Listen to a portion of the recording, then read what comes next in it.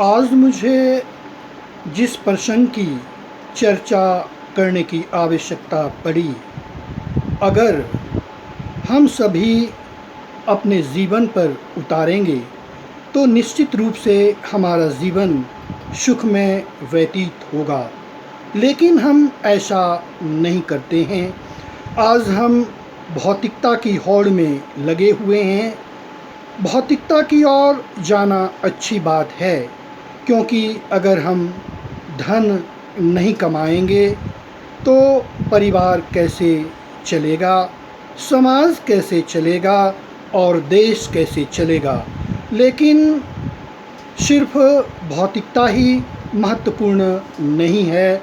आज हम अपने बच्चों को शिक्षा तो देते हैं, लेकिन संस्कार नहीं दे पाते हैं, जिससे परिवार, समाज और देश टूट रहा है। आज आवश्यकता इस बात की है, रामायण जैसे पवित्र ग्रंथ पढ़ने की, समझने की, क्योंकि उसमें ज्ञान वर्धक बातें हैं।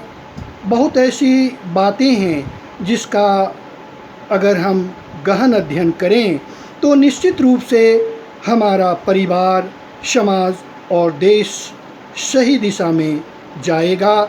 लेकिन हम अपने संस्कार को भूल रहे हैं, सिर्फ शिक्षा और भौतिकता की ओर जा रहे हैं। आज मैं रामायण में एक ऐसा प्रसंग के बारे में बतलाऊंगा जो हमारे लिए काफ़ी महत्वपूर्ण माना जाएगा। अपने कुल को ऐसा बनाएं।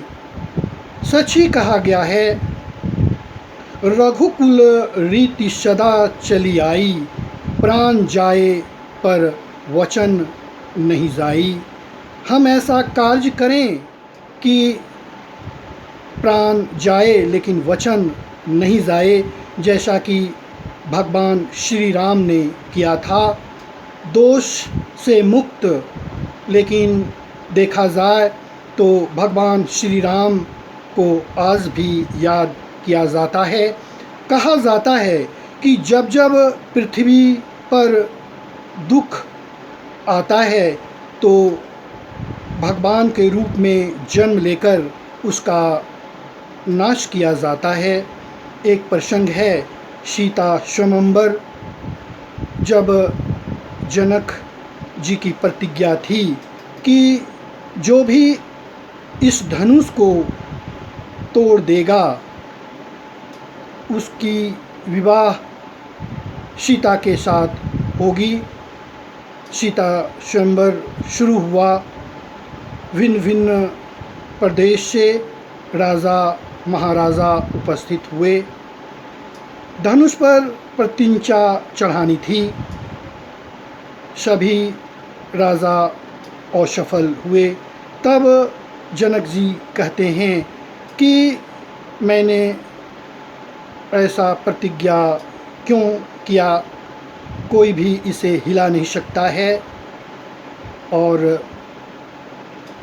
ब्रह्मा ने सीता का विवाह लिखा ही नहीं। वहाँ पर और भी राजा उपस्थित थे, जिसमें लक्ष्मण जी से इस बात को सहा नहीं गया। क्रोधित होकर लक्ष्मण जी कहते हैं, बस महाराज बस, इससे आगे अब कुछ ना बोलें। आपको ज्ञात होना चाहिए कि जिस सभा में सूर्यकुल रघुवंशी श्री राम उपस्थित हैं, इस तरह की भाषा शोभा नहीं देती।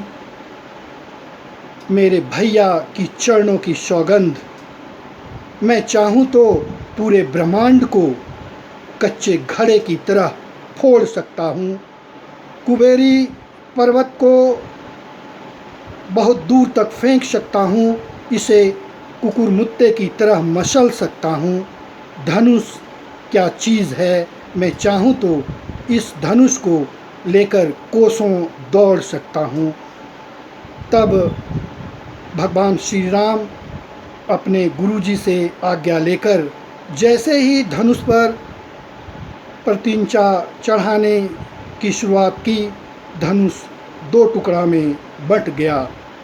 और तब भगवान श्री राम और माता सीता का विवाह संपन्न हुआ।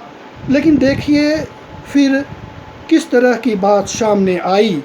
कैकेयी जैसी महारानी ने जो इस तरह की प्रतिज्ञा की, जिसके कारण उन्हें 14 वर्षों तक वन में रहना पड़ा। माता सीता महारानी होते हुए भी वन में रहीं और तब श्री राम को रावण से लड़ाई लड़ना पड़ा। रावण महाज्ञानी था, महापंडित था, तीनों लोकों में वह काफ़ी चर्चित था, लेकिन उसने अधर्म की राह पर चलकर अपने वंश को समाप्त कर दिया, अपने कुल को समाप्त कर दिया।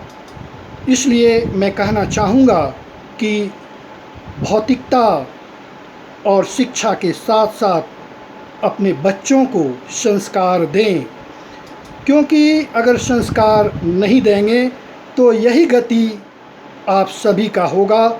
ऐसा देखा गया है, मानव सदा अपूर्ण रहा है, पूर्ण होते हैं भगवान, तो हम मनुष्य क्या चीज़ हैं। इसलिए आवश्यकता इस बात की है कि रामायण जैसे महाग्रंथ को पढ़ना और संस्कार को अपने में लाना, तभी परिवार का, समाज का और देश का कल्याण हो सकता है। क्योंकि इसमें देखा गया कि रावण जैसे महापंडित को भी बचाया नहीं जा सका। इसलिए इस बात को ध्यानपूर्वक सुनें और अपने जीवन पर उतारें, तभी हमारा जीवन सार्थक हो सकता है। धन्यवाद।